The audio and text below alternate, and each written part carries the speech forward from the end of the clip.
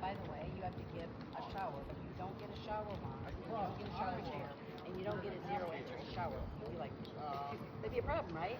Because it's not that you don't know what you're doing, it's that you don't have the tools to do it, right? And so what we have is we have the tools, the time, and like so the person when you're identified as that being their only thing, then they aren't go away to do other stuff. Because it takes us about 20 minutes to 30 minutes per client when we care for them. So, oh yeah, I would love nursing students just because I love your directors and your teachers to just come and watch what we do. Because, and I've had a fantasy about, I would love to get them to see what we do, and then I would love it if when you go into your dental portion, that you could instead just come to us and call that the dental portion and then go back to school. Like, let it be like, let us do the training of the dental portion. Because as soon as everybody sees what we're trying to do, they're all going to go, this is so obvious. It's so obvious. Yeah. So what do you do? So our nonprofit is creating a healthcare initiative, and the healthcare initiative will place a new healthcare provider into facilities across the nation. And this healthcare provider will be an oral care aide. And so what we're doing now when volunteers come to us is they become oral aide trainees. We have online training, we have hands-on training, and we have supervisory situations. And then when they're independent enough, they actually will provide care. We're creating systems of care, curriculum, and our intention is that then there'll be a whole new healthcare provider. There'll be an entry-level healthcare provider like a CNA level, where they'll have extra tools, extra training, and extra time to actually provide oral screenings that are adequate, Oh, nice. Right now, nurses are absolutely smart enough to do the job. Mm-hmm. The problem is that they don't have the tools and the time. I liken it to somebody that's trying to give somebody a shower. If you had somebody that had special needs, and you said give them a shower, you'd go, okay. But then if you found out you don't have a shower wand, and you don't have a shower chair, and you don't have a zero entry shower, all of a sudden you'd go, maybe I can't do it, right? Yes. Because it's not that you don't have the intelligence to do it, it's that you don't have the ability because you don't have the tools necessary for the special needs. Oh, yes. And that's with our oral aids. They have headlamps, they have mouth mirrors, they just have tools and time to actually provide the care that is going to be adequate to stop disease. It's sad because 100% of the people that are in long-term care centers have oral disease that is progressing at an insane rate right now.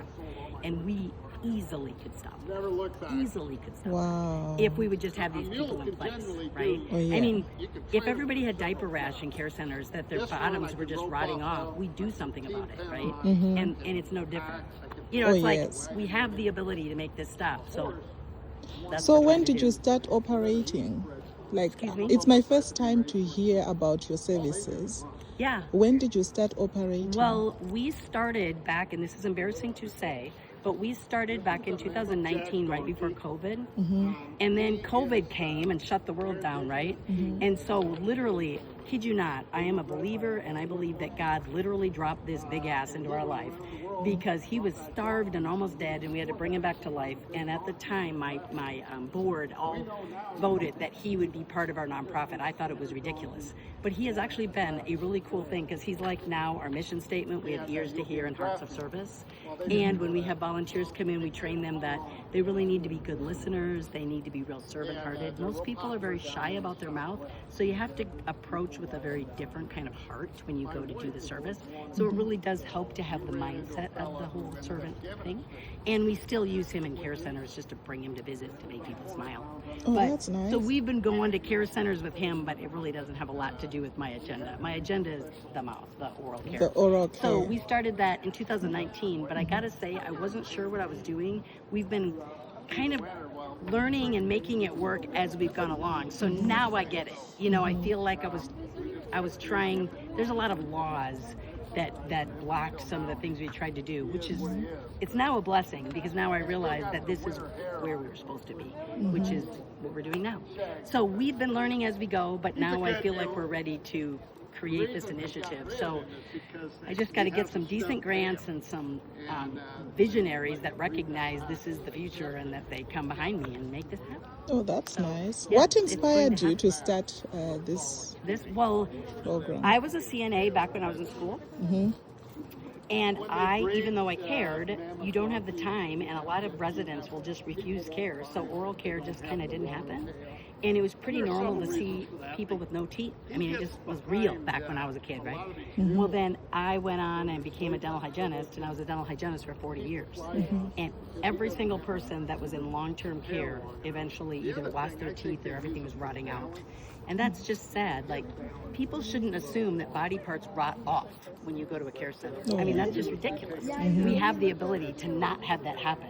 And so I'm just now saying enough is enough. We need to put a person in charge of this situation. And so it was the combo of being a CNA and being a dental hygienist, you know. hygienist. The combo works for this. Oh, yes, Right? that's really inspiring. So yeah, if you know people that are like willing to help people with limited like Abilities. have self-care deficits, Yes. and you're willing to help us create this system, we need volunteers because we're using volunteers to help these.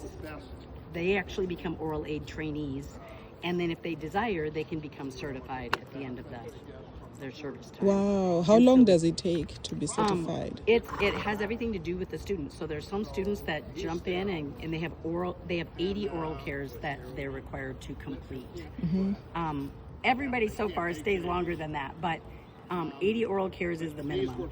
And then at that point, if you want to become certified, you can.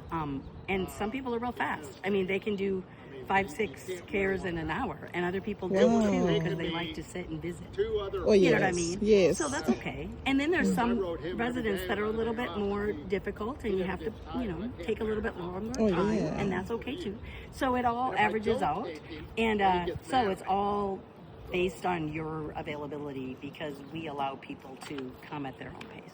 Like, that's yeah. nice. So students, we understand, have windows of time, and we utilize their windows. Oh, okay. So if somebody's got 4 hours and they want to knock out a bunch, then we'll support them in that and let them do that. And there's other kids that can only come for an hour and a half or 2 hours, and that's okay too. Wow. So yeah, we really try hard to work with them. Yeah.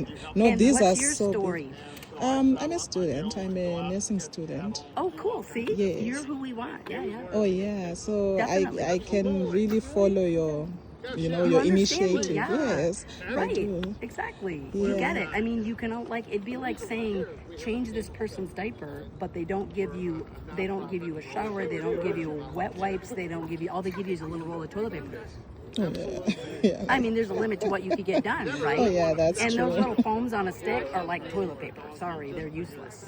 When it comes to really removing what needs to be the pathogens that are in the mouth that are actually destroying structures, the sponge does nothing. So nothing. I mean, nothing. So yeah, you can't do a good job when you don't have the right tools. And so we're just saying that when we give you the right tools and the amount of time to do it, you realize, oh wow, this is really different, right? And so yeah, please, we really, really want nursing students. I would love, my fantasy is to be able to communicate with instructors. I would love if a program would allow us to be the oral education of the nursing students. Like I wish that when you start your oral portion of your program, I wish they would just say, oh, you just go off to these guys, you do that, and then you come back, and then because that's our online courses are just oral education, the stuff Oh, you that's learn. nice. Or you can actually do it online as well. Yeah, there's online portion of training, and then there's hands-on portion of training, and then there's actually in-person caring for resident, caring for people. So you have 3 segments that you do. Oh, nice. Oh, that's really nice. Yeah. So we would love it. You can touch and be all over here, guys. All right. I was Thank you wondering if so